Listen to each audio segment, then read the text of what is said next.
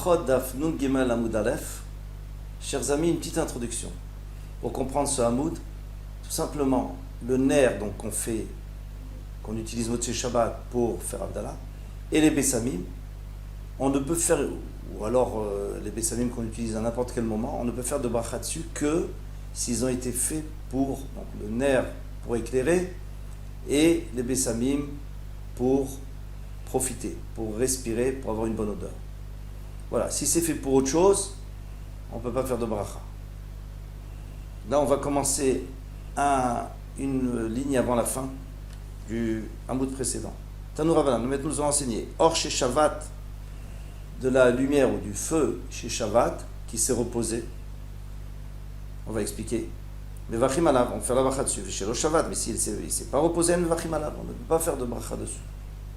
Maïlo Shabbat, ça veut dire quoi qu'il ne s'est pas reposé? Si on veut dire qu'il ne s'est pas reposé, ça veut dire qu'il n'a pas gardé le Shabbat parce qu'il y a eu un travail qui s'est fait avec ce nerf. Et à ce moment-là, même une mlacha de'etera, même si c'est une mlacha qui a été permise, alors ça ne va pas. Pourquoi? Pourtant on a vu dans une braïta, or shel chaya, une lumière qui a été allumée pour éclairer la femme qui a accouché. Donc on a le droit de lui allumer une lumière Shabbat s'il en a besoin. Ou la même chose chez le cholé, un malade qui en a besoin, mais vachim malade, on peut quand même faire la bracha dessus. Pourtant, on a fait une bracha pendant Shabbat. Alors, Rav Nachman bar Yitzchak, maï Shabbat, ça veut dire quoi? Qu'il s'est reposé. Chez Shabbat, mechavat melachat avera, il s'est reposé, c'est-à-dire qu'il a gardé le Shabbat, il a respecté le Shabbat d'une melacha interdite, mais pas d'une melacha permise. Tanyanem et Achi, il y a une braïta qui dit ainsi aussi, Ashishit she'aita doleket ve'olechet kol hayom kulo. Par exemple, une lampe qui était allumée toute la journée, tout Shabbat, eh bien, les Motzei Shabbat, Motzei Shabbat, on peut faire une bracha dessus, parce que c'est vrai qu'elle ne s'est pas reposée, si on appelle se reposer, ne pas brûler. Bien sûr qu'elle a brûlé, mais là, il n'y a pas eu de melacha interdite. Tanour Ravanan, on va nous enseigner Nochi Sheidik mi Israël, vi Israël Sheidik mi Nochi. Donc maintenant, il y a un goy qui va chez un Israël et qui allume une bougie, Motzei Shabbat. Ou alors un Israël qui va chez un goy et il allume Motzei Shabbat. Et Vachim Alav, on va faire une bracha dessus. Nochim et Nochim, ici c'est un goy qui est allé Motzei Shabbat et qui a pris d'un autre goy, eh bien, on ne peut pas. En Vachim Alav, on ne peut pas faire de bracha dessus. Borem Resh. Maïshena, Nochim et Nochi. Quelle est la différence entre un goy qui a pris d'un autre goy de l'eau, qu'on ne peut pas faire de bracha dessus, Mishum de lo Shabbat, bien sûr, parce que le goy, le premier goy, le deuxième, c'est Motzei Shabbat, il n'y a pas de problème. Le premier goy, il a fait des mlachot pendant Shabbat, c'est sûr. Il y a beaucoup de chance en tout cas. Yachi Israël Menochim, mais dans ce cas-là, le juif qui a pris d'un goy, Nami, Halo Shabbat, et le nerf n'a pas été chauvé pendant Shabbat, puisque pendant Shabbat, il était chez le goy. Et si tu veux me dire, Achisura Azaleh, que le Issour est parti. Et maintenant, c'est une nouvelle flamme, ou bien d'Israël Kadmiti Alda. Et c'est entre les mains du Israël qu'elle a été créée la nouvelle flamme, puisqu'on parle d'un Israël qui a pris d'un goy. Alors qu'est-ce que tu voudrais dire? Tu veux dire que maintenant la flamme, elle se renouvelle chaque fois avec le combustible, c'est une nouvelle flamme. Donc c'est vrai que j'étais chez le goy toute la journée, maintenant que moi je l'ai pris et je l'ai allumé ici, eh bien maintenant c'est une nouvelle flamme. Et là, Detania, alors ce qu'on a enseigné à Motzi Shalevet et Shorabim, celui qui fait sortir une flamme dans le domaine public, Chayav et les Chayav. Amay Chayav pour les Chayav, Mashiachar, lo Iniach, ou Mashiniach, lo Akar. Ce qu'il a soulevé, parce que pour être Chayav, d'après la Torah, il faut soulever du Reshut HaYachid, du domaine privé, et le poser dans le Reshut HaRabim. Mais ici, ce qu'il a soulevé, c'était une flamme, et ce qu'il a posé, c'est une autre flamme. Donc c'est pas la même flamme. Donc c'est sûr qu'il n'est pas Chayav. Et si vous me dites, oui, mais dans quoi il l'a pris cette flamme? Dans un récipient, ce récipient il doit être Chayav? Non. Ici on parlait d'un morceau d'argile qui n'a aucune valeur, il est trop petit, il ne peut rien en faire. Il a mis un peu d'huile dessus, il a allumé, il n'est pas Chayav là-dessus. C'est interdit bien sûr de le sortir, mais il n'est pas Chayav de la Torah. La Gemara répond, elle a l'olam de Issoura Namiite. Donc on est obligé de dire que non, il y a quand même un Issour. Le Issour il reste. Mais quand il fait, donc c'est un Issour, ça veut dire quoi? Ça veut dire qu'il reste un peu de la première flamme. Donc c'est pour ça qu'il est chayav quand il fait sortir dans le Shvarabim. Maintenant, pourquoi chez nous, pourquoi c'est différent? Mais quand il fait la bracha, à Tosefta, des Tera Kamevarer. Moi, quand je fais la bracha, c'est parce que c'est la nouvelle lumière qui m'intéresse, la flamme. C'est vrai que ce qu'il y avait avant ne m'intéresse plus. C'est la nouvelle lumière qui s'est rajoutée, c'est là-dessus que je fais la bracha. Donc je peux faire la bracha même si c'était Shabbat chez un goy. Yachi nochi minochi.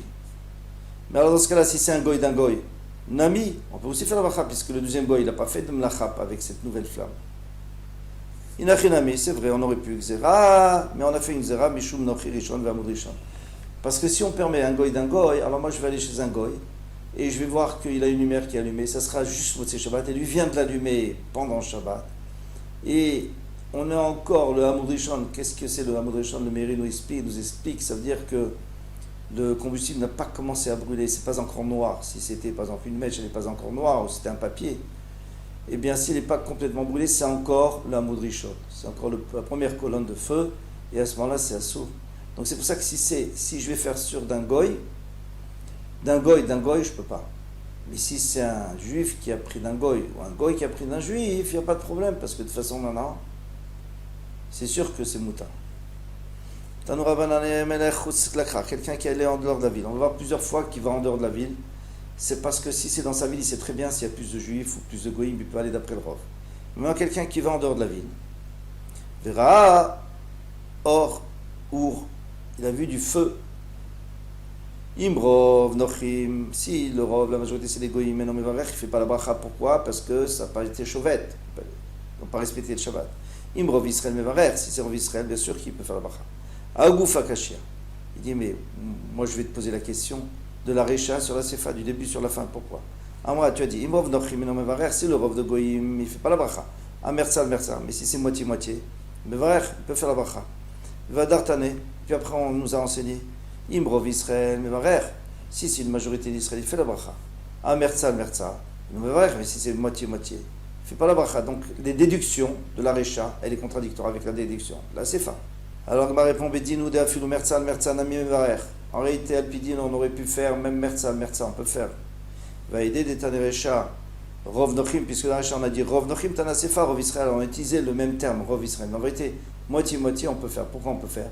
Parce que même s'il n'y a que la moitié qui sont juifs et qui respectent le Shabbat, c'est possible que parmi les goyim, il y en a qui n'allument pas une lumière Shabbat ou qui n'utilisent pas un air ils n'ont pas utilisé pendant le Shabbat, c'est possible. Donc si ça se rajoute avec la moitié, ça fait un rof. Permis. Tanoura Banan. On met nous enseigner quelqu'un qui est allé en dehors de la ville. Verra Tinov avocat. Il a vu un enfant avec une torche entre ses mains. Bodek Achav, il vérifie après lui. Im Israël aussi, c'est un juif Mevarer. Il fait la bracha. Im Nochi aussi, c'est un goy non Mevarer, il ne fait pas la bracha. Maïria Tinov, pourquoi tu me parles d'un enfant? Afilou Gadol. Nami, même si c'est un adulte aussi, c'est un juif, tu peux lui faire confiance, c'est un goy, non? Amaraviuda Amara, Vacha Besamuch Lishkatachama. Ici, on parlait proche de Shkiatachama. Ici, quand il dit Shkiatachama, ça veut dire le coucher du soleil, c'est vraiment la tombée de la nuit. Donc, une seconde après la tombée de la nuit, ou une minute après, à ce qu'il en il s'agit. Gadol, Muchamilta, Devada, Inochiou. Si c'est un goy, si c'est un adulte, c'est sûr que c'est un nochi. Pourquoi? Parce qu'un juif, il ne va pas être une minute, ou 5 minutes après la nuit, il ne va pas être avec une bougie, c'est pas possible. Il ne va pas prendre ce risque. Ima Tinok, maintenant si c'est un enfant, Ima Israëlou, c'était un enfant Israël, à Krevenakit. Il s'est trouvé qu'il a pris, il n'a pas pensé que c'était trop juste, il l'a pris, il voulait s'éclairer dans la rue, il vient de l'apprendre. Tanoura Banan. Nous nous enseignons à Yamelech Huslakrar, s'il est en dehors de la ville de Raour, s'il voit du feu, Imava Kifshan, si c'est aussi gros que l'ouverture de la fournaise où on faisait chauffer les briques. Il peut faire la bracha dessus. Et sinon il ne fait pas la bracha. On va expliquer après pourquoi. Dans un endroit, dans une braïta, il y avait écrit que le feu d'une fournaise, on fait la bracha. Et une autre braïta disait qu'on ne peut pas faire la bracha. Le lokacha, il n'y a pas de contradiction. Si c'est au début, lorsqu'on vient de mettre les pierres, on vient d'allumer, le feu n'est pas encore très fort, il y a beaucoup de fumée, donc ça c'est pas pour éclairer, c'est sûr qu'on ne peut pas faire la bracha dessus.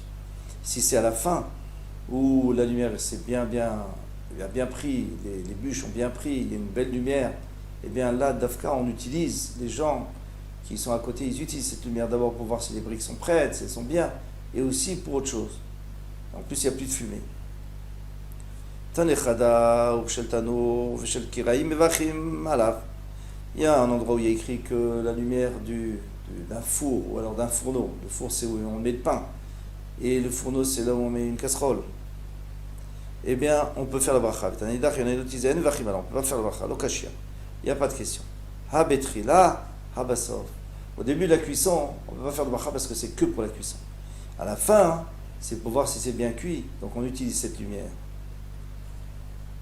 Tanechada, ou shel beta knesset. Si on voit de la lumière au beta knesset, shel beta midrash, ou beta midrash, machim alav. On peut faire la bracha dessus. Tanya idach, en vachim alav. Et il y en a une autre qui disait qu'on ne fait pas la bracha. L'okashia, ce n'est pas une contradiction. Adeika adam chashouf. Si un homme important au beta knesset, au beta midrash, alors c'est pour lui qu'on a allumé, et donc c'est juste pour lui faire du kavod, alors à ce moment-là on ne peut pas faire de bracha dessus. C'est pas pour s'éclairer. Adé leka edam chashuv. Mais s'il n'y a pas d'adam chashuv, alors c'est sûr qu'ils ont fait pour éclairer. Et si tu veux, je te dirais, adeika adam chashuv. Dans tous les cas, il y avait un homme important. L'okashia, il n'y a pas de question. Adeika chazana. Si un shamash qui mange, il va manger, donc il va manger à la lueur de cette lumière. Donc c'est fait aussi pour l'éclairer. Mais il n'a pas le droit de manger dans le Beth Midrash, mais il est à côté, et il regarde, et il profite de la lumière. Hadelika chazana, s'il n'y a pas de shamash, alors à ce moment-là, c'est que pour le Adam Chashouf, donc on n'a pas le droit. Et bien, ici, tu veux, je te dirais, ha veha deika chazana. Il y a un shamash. L'okashia, adeika sahara, il y a la lune, il y a la pleine lune. Alors à ce moment-là, il n'a pas besoin de cette lumière, il ne profite pas de la lumière, c'est pas fait pour lui. Adeika sahara. Et s'il n'y a pas de lune, alors on a le droit de faire la bracha parce que c'est pour éclairer le shamash et nous aussi. Tanouraban, nos maîtres nous ont enseigné, à Yoshvim Beta Midrash. Il était assis au Beta Midrash, vu hors les fenêtres, mais ils ont apporté du feu, une flamme devant eux. Chacun fait sa bracha tout seul. Mais ils disent qu'on fait un pour tous. Quand il y a un plus grand peuple, Adrat Meler, ça fait plus de kavod au roi, plus d'honneur au roi. Il vaut mieux que tout le monde fasse ensemble. Je comprends, Bethilel, lui, il explique, il détaille sa raison, il dit pourquoi pour faire plus de kavod à Hachem. Et la Beth Shammai Maïtama, mais Beth Shammai, pourquoi il dit chacun doit faire à part? Car ça fait bitou Beth Midrash. À cause du bitou Beth Midrash, parce qu'on va faire perdre du temps aux gens qui étudient le temps que tout le monde attend, que lui, il se concentre et qu'il fasse sa bracha. Il vaut mieux que chacun, quand il voit la lumière, il fait sa bracha, il retourne tout de suite. Le Yishel Avram, il dit un chidouche très joli, il dit que si tout le Beth Midrash s'arrête au milieu, c'est un problème, parce que c'est eux qui font tenir le monde. Donc il ne faut pas que tout le monde s'arrête en même temps. Dafka, il vaut mieux que chacun fasse sa part. Tadania Meyachi, il y a une braïta qui dit ainsi aussi, chez le Beth Rabban Gamliel, dans la maison de Rabban Gamliel, dans le Beth Midrash de Rabban Gamliel, Loayu Omrim Marpe. On ne disait pas Marpe, Marpe c'est à tes souhaits. Pourquoi on dit à tes souhaits? Alors, Beth Midrash, Bitoul Beth Midrash, parce qu'après les gens ils vont faire Bitoul, ils vont annuler, ils vont s'arrêter d'étudier. Et là aussi, c'est tout le monde en même temps, ils vont perdre du temps. Maintenant, pourquoi on disait à vos souhaits, on disait à Svata, on disait l'Echaïm, ou Marpé? Tout ça, c'est parce qu'avant, quelqu'un qui éternuait mourait, c'était la façon de mourir. Maintenant, Yaakov Avinu lui a prié que quelqu'un soit malade et qu'il ait le temps de donner des conseils à ses enfants, de faire son testament. Donc, aujourd'hui, on peut éternuer pour 1000 raisons. Mais on rappelle toujours que ce soit l'Echaïm ou que ce soit la guérison. Maintenant, on arrive au Bessamim. Le nerf et les Bessamim du mort, on ne peut pas faire de bracha dessus. Maïtama, quelle est la raison? Nerf, le kavod hu de avida. Le nerf, c'est juste pour son kavod, du maître qu'on met un nerf devant lui. Ou des nervot. Bessamim, la vourir chaou. Et les Bessamim, c'est pour enlever la mauvaise odeur qu'un mort peut dégager. De avider, c'est fait pour ça. Tout celui, donc quelqu'un d'important, et lorsqu'on sort avec lui, on met des nérodes devant lui dans la procession de l'accompagnement vers le Beth Akvarot, eh bien, si on le fait le jour et la nuit, donc c'est une preuve que ce n'est pas pour éclairer. On ne fait pas de bracha dessus. Mais quelqu'un qui n'est pas important et qu'on fait sortir de la lumière que la nuit pour l'éclairer, on peut faire la bracha dessus parce que c'est vraiment pour éclairer.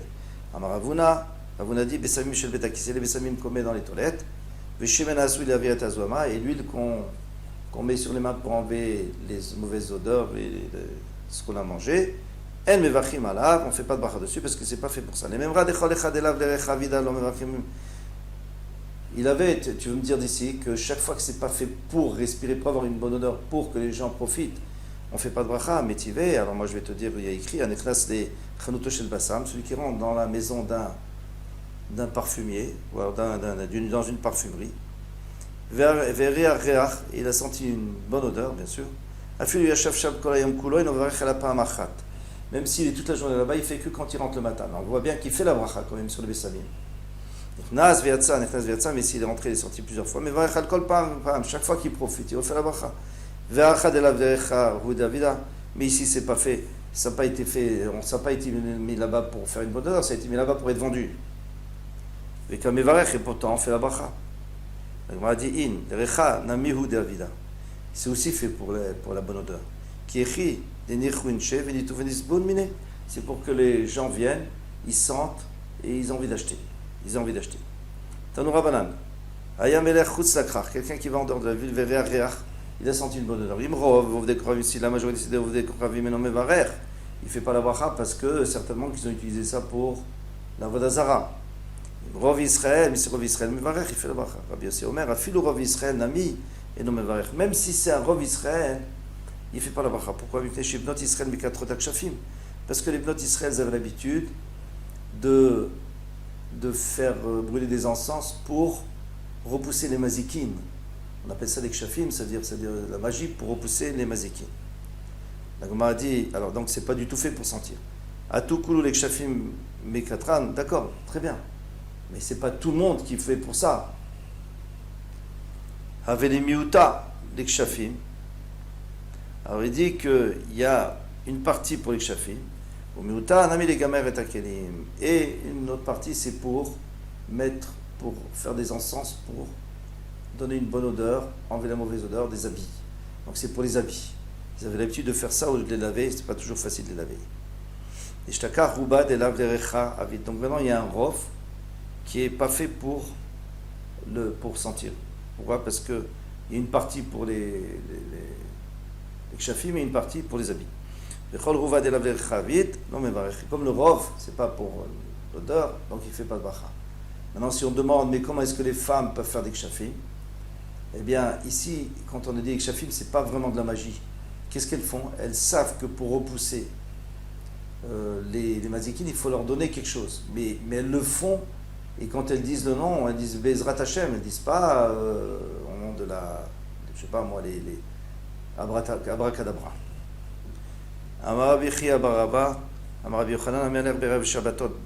Celui qui va Erev Shabbat à Tveria, alors là c'est là où il parfumait les habits, l'Irfot Shabbat. Donc il ne fait pas la bracha. Ou Motzei Shabbatot Betzipuri. À Tzipuri, il faisait plutôt Motzei Shabbat pour diffuser une bonne odeur, pour que les gens puissent sentir et se sentir mieux, parce qu'on sait que l'Aneshama nous a quittés, on ne se sent pas très bien. Veria Reach, il a senti une bonne odeur, et non Mevarer. Pourquoi? Il a les gamers Boeta Kelim. Puisque normalement c'est fait pour les habits, c'est fait pour l'odeur des habits. Tanoura Banan, Aya Me'aler Bashuk Shelakum, s'il va dans un chou, dans un marché de la coupe, Nitratse de la Reach, maintenant lui, il a fait exprès de sentir, il voit une bonne odeur, il veut sentir. Arizechoté, c'est un fauteur parce que c'est sûr que là-bas, ils ont fait pour la Messiba d'Avodazara, pour la fête d'Avodazara. Il y a beaucoup de chance, donc il n'a pas le droit de profiter de cette odeur. C'est pour ça qu'il dit s'il veut être mitkaven, c'est sûr que s'il n'a pas fait exprès, il n'a pas fait exprès. Ok, Atzlacha v'kol tuv, à bientôt, Bezrat Hashem.